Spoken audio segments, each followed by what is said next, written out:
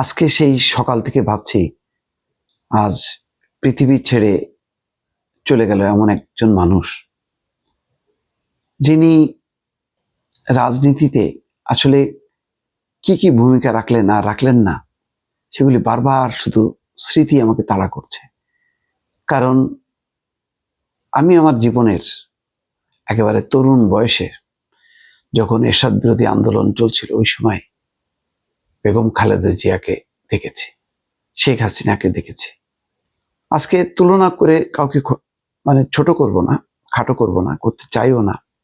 কিন্তু দেখেন, আল্লাহর কি মানুষের কি ভালোবাসা, মৃত্যু পরও এমন ভালোবাসা মানুষের সবার আসলে ভাগ্যে জোটে না।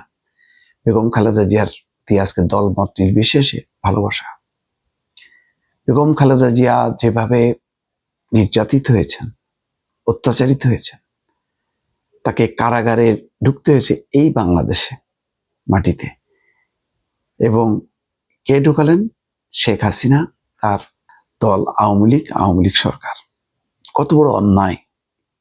এরশাদ বিরোধী আন্দোলন, দুই নেত্রীর আহ্বানে সারা দেশের মানুষ সেটি পতন ঘটালো।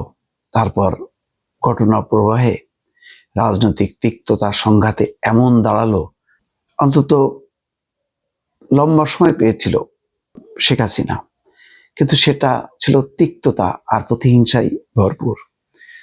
তার কারণে বেগম খালেদা জিয়া কারাগারে ঢুকলেন, অসুস্থ হলেন, চিকিৎসা পেলেন না।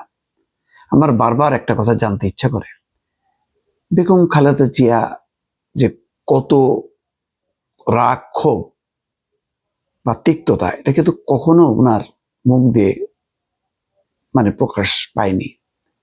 এত বড় পরিবর্তনের পরও যখন সেই পতনের উপর দাঁড়িয়ে সবাই উৎসব করছে, ভাঙচুর করছে, জ্বালাও পোড়াও করছে, তখন খালেদা জিয়া শান্তির কথা বলছেন।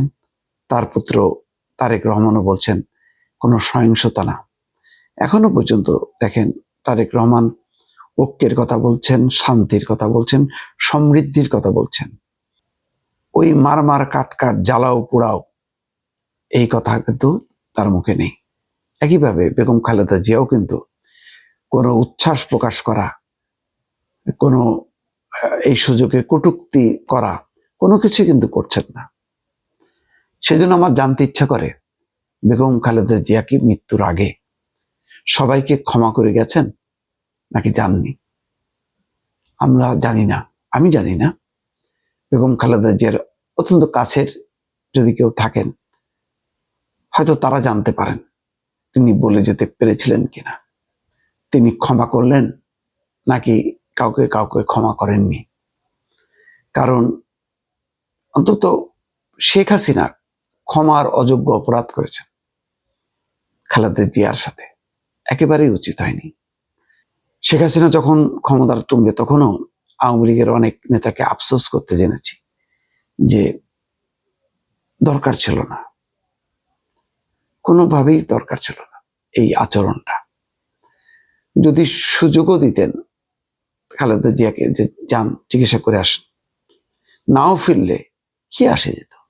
তিনি তো তার এই বয়সে তিনি তার ছেলের কাছেই থাকতেন, এটাই তো।